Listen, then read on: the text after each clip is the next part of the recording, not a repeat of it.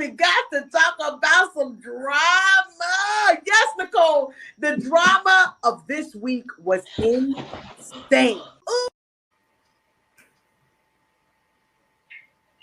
All right. So Miss Janae couldn't join us, but she sent some videos. So I am going to take them one at a time. And yeah, let's see what Miss Janae has in store for us tonight. That's right. She is a A+ student. She couldn't make it, but she sent her segment anyway. Thank you, Janae.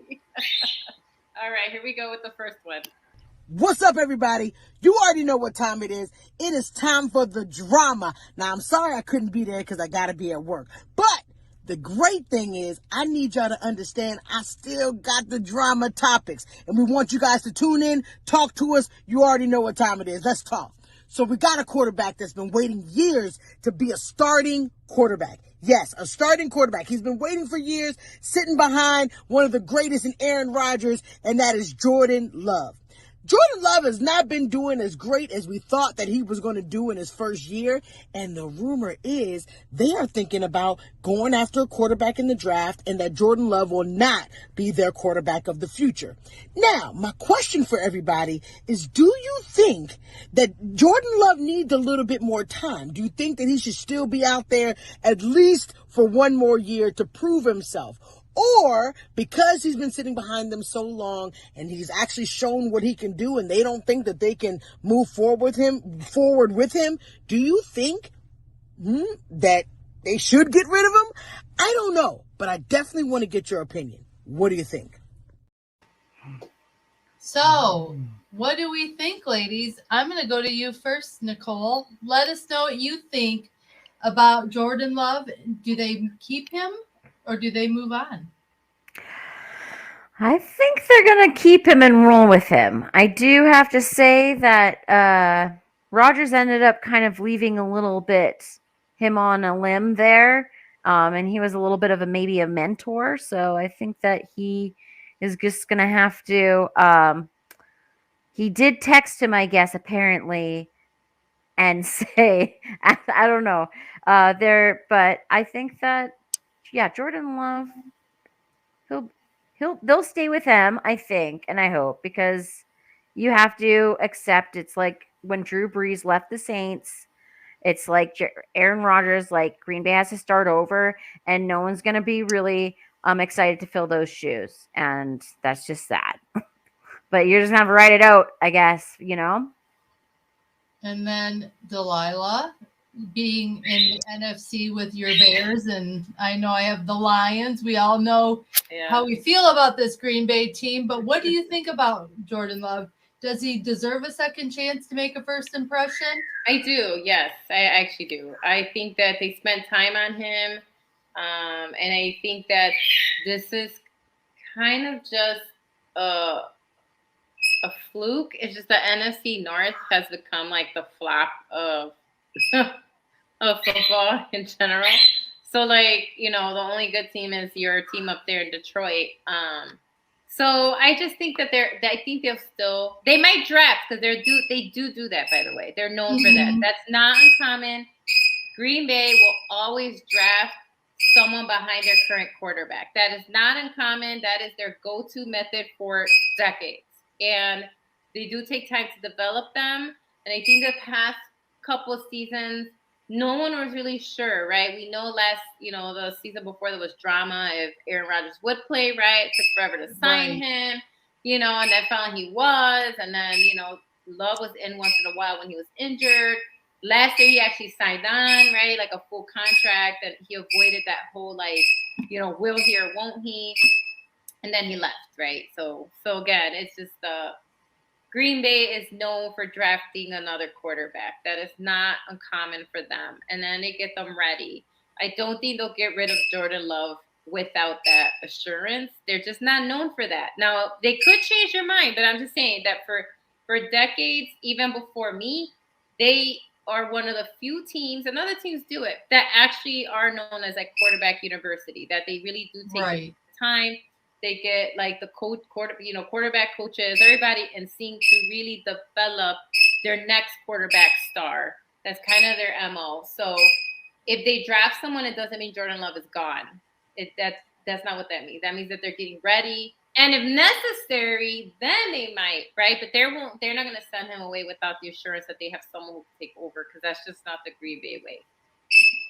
I totally agree with you. And this isn't like the Brock Purdy situation where they drafted Trey Lance thinking he was the future, and then he got injured, and then they didn't feel he was the right quarterback moving forward. Jordan Love isn't injured. He's not anywhere near that situation in San Francisco. So I feel he deserves the chance to be developed by the quarterback coach and by the offensive coordinator. And I feel like he deserves that chance to try to prove to the Green Bay Packers and to the fans of Green Bay that he can be the leader going forward after Aaron Rodgers left for the Jets. I don't think switching quarterbacks is always just the answer, because other teams have done it and it hasn't always been proven to be beneficial. And like Delilah, you said, they are very notorious for drafting the next person to take over. Aaron had to wait his turn with Brett, and then Jordan had to wait his turn with Aaron. So someone else is going to have to probably wait their turn behind Jordan, unless it's a complete flop this season with Jordan and they end up tied last for the NFC North and it just looks like there's no hope with him. Then I see them going in a different direction. But until there's that rock bottom and no hope, they have to give Jordan Love a chance, is my thoughts. So what is Miss Janae's next topic for our drama? All right. So again, moving on to the next one. But by all means, everybody watching, chime in. What do you think? Yep. Do you think that Green Bay is going to get rid of Love? Do you think they're going to keep him? What's going on with their quarterback situation? That was the first question that Janae posed. Do you feel like there's some drama, maybe some tension there with the quarterback situation? And before you play that, we have breaking news. It's now Steelers 7, Titans 0.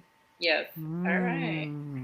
Let's see. All right, guys. Question number 2. Can you believe it's only been 8 weeks?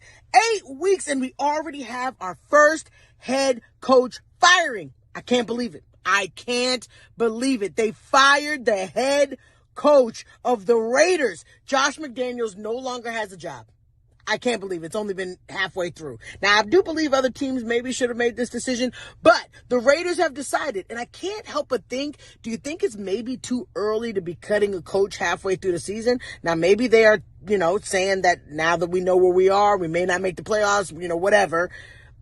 I just don't know. They're not automatically eliminated. They maybe have probably not. But do you think that it's too early? I do think my reasoning is they got rid of Derek Carr last year, and I think he had something to do with it. And now that he's gone and he's not able to win games without him, kind of looks bad. It definitely looks bad, especially when Devontae Adams out there talking trash. What do you guys think? Is it too early to be cutting a coach, or sometimes you just got to make the decision? Let's go. What you think? So, on top of just cutting their coach, Josh McDaniels, they also fired the general manager and the offensive coordinator. So over the darkness of night, the Raiders went in and just went cut. So it's more than just cutting Josh McDaniels. So let's break this down, ladies. Let's break this drama down. What is going on in Raider Nation right now with all these firings? Delilah, do you want to give us your opinions? I wish my team would do that. Fire everyone. We fired a running backs coach for some weird stuff he did. We still don't know what happened with the defensive coordinator, which was also fired under some weird circumstances. I don't know. But I wish that we would have done the same thing and just fired everyone on the Bears, except the general manager. I will give Poles one more year only because I know it took him a while to right the ship in another organization. But as far as coaching, I approve what the Raiders did, because they're just like, we're tired of being like mocked, made fun of, right? They're like, we're done. But also some other stuff kept coming out, like they were blocking trades. There was a lot going on, that they were blocking trades of players who wanted to leave. Like they were just making it really a hostile kind of working environment. Like stuff is just coming out where it wasn't just the coaching, because like Kate said, they didn't just fire the coach. They fired the general manager and the offensive coordinator. So 3 of them are just gone. And so when that happens, that's more extreme, because usually they might fire the head coach and then the general manager will go and find a new one. And, someone will be an interim and then they'll find a new head coach. But the fact that they fired these 3 key, 3 key positions, that tells me that, yes, something was going on there. That wasn't just, we're bombing this season, like just something, and we know that Raiders had controversy before from the previous coach that's suing the NFL. So, like, it's a lot. Very much so. Yeah, so there's just a lot going on there, apparently, that's just creating like a lot of drama, like Janae says. And so I think that's why everybody was fired. I think that there was just more going on in the background than what we were aware of. And not just because they're tanking. I think this has to do with more than them losing. I think it's just something's going on. Like I said, I was reading that something happened with Hunter Renfro. I always say his name wrong. I'm sorry. Like Renfro, right? I don't know. Yep, he wanted to get out of there, and they blocked the trade. And so I think that that's kind of what's going on, is the decisions that are being made. I guess the owners were like, nah, I don't like what you're doing. Like, and that's why the general manager's out the door too, right? So It's just not coaching and the offensive coordinator. So whatever those 3 key people were doing and saying and whatever's going on, we're creating a lot more problems. And like you said, Devontae Adams wasn't happy. You can see it in his face. And as your star receiver, and, he's having problems, and it's not all on Jimmy, guys. We've seen Jimmy come back and forth. This is very typical. He'll lose a game or 2, but then he'll come back and win like 3 more. You know what I mean? That's just that's on par. And so, I think benching him too, I think people question that as well. So I think that's kind of why these 3 guys are gone. Right. I agree. Nicole, what are your thoughts about this drama in Raider Nation?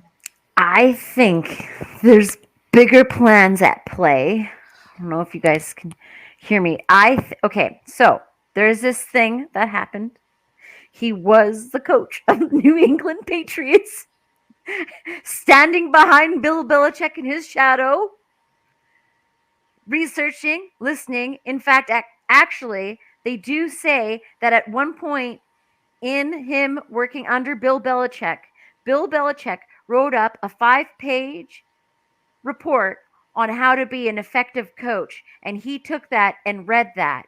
This is while with the Tom Brady. Then all of a sudden there's a season in Las Vegas, and Las Vegas is Las Vegas. Raiders are Raiders. That is just that. But aside from the mess, I think it's going to be a lateral move, and he's going to go back to the New England Patriots. Bill Belichick might retire, and he could take over. Ooh. I don't know. You heard it here first, ladies and gentlemen. Okay. I predicted McDaniels back to Bill Belichick in the New England Patriots. Okay. Let's go. Oh, all right. All right, Nicole, I like that. I like it, Nicole. Yeah. That was good. So let's just put this into perspective, too. Because they are now paying $80 million to 2 coaches that are no longer with them. They are still having to pay out Gruden's salary, and now they're going to have to pay out McDaniel's salary. So they were willing to say, you know what, we're going to take on more debt to clean house and to move this organization forward. To be $80 million without having that money to go out and find another coach and to look for other players, that's a huge debt to take as an organization. So this is really serious that they decided to do this. And I don't know, maybe my Detroit Lions broke them on Monday night. Totally broke them. And they were like, you know what? We're not going to do this anymore. We're not going to go in and get embarrassed and get shellacked and get everything that we got that night. So, I give them kudos to say, you know what? We're not doing this anymore. We have a star receiver in Devontae Adams. Josh Jacobs is a dang good running back, and you're not utilizing them to their fullest potential. Come on now. They are really good players. I mean, they have Max Crosby, a great defensive player, and these really good players do not deserve what they've been given. I'm with you. By the Raiders organization and by Josh McDaniels, by the GM. I mean, if a player is so miserable, either like a Devontae Adams, either give him the right talent and the right coaching, or let him be. Let him get traded. I mean, look at how it's sad. I mean, he's even saying he misses working with Aaron Rodgers. He left Green Bay to go play with his college quarterback in Derek Carr, and now you have Mr. Derek Carr, and Devontae's without his man. So, I mean, it's a whole upheaval for him. So my thought is, they aren't going to lose out on $80 million if they aren't being serious about where they're going to take this organization forward. And I hope that they get the right coach. I hope they get the right GM. And I hope they get the right offensive coordinator, because there are players on that team that deserve that. 100%. So that's my feel. All right. We got one more question from Miss Janae. All right. Question number 3. Got to get to it. Can't believe this is happening. Breaking news. Kirk Cousins is injured and he will no longer be playing this season. Sad face, and it sucks. But we do have a quarterback that beat the Cowboys. And I will say we're one of the top teams. So I do think that this quarterback did a number on my team. Do you think that Josh Dobbs will do great with the Vikings? Will they win games? He does have power weapons. Do you think that Josh Dobbs going to the Vikings is going to now change the Vikings projection? And are they going to make the playoffs? Tell me what you think. Let's go. All right, ladies. Do we think Josh Dobbs is the future and going to lead the Vikings to the promised land in the playoffs? Nicole, what's your thoughts, girl? Nope. I definitely thought that there might been Ben Cornette, get out of here with that down. crap. Yeah. I don't know the Vikings. Kirk Cousins, they put a lot of golden eggs on his chain, and his chain hang low, and it wobbled to and fro. And then he tied it in a knot, and then he ended up getting his Achilles out. So I don't know. Joshua Dobbs, I thought he might have been a tight ender, but no, he is a quarterback, right? Mm-hmm. Yes. Did he come from Green Bay? No. He came from the Cardinals. Yeah. Okay. Well, yeah, I have no hopes for the Minnesota Vikings. I wish them well in the color of purple. May it lay. Purple rain. That's all I got to say. Nicole. I'm sorry. That is good mojo to put out there when you're using Prince. Very good. Rain, so. Delilah, Dobbs the future, or are they going to tank? I don't know that he's the future, but I'm not going to say tank right out. Let's give the kid a chance. I'm not going to say, their season is over. We've seen it's happened a few times, right? Where the backup comes in and just takes over, does really well. The defense usually on the other teams are not quite sure about the quarterback yet. And so you might be able to sneak some plays in and get something done. I think the Vikings head coach is actually pretty talented.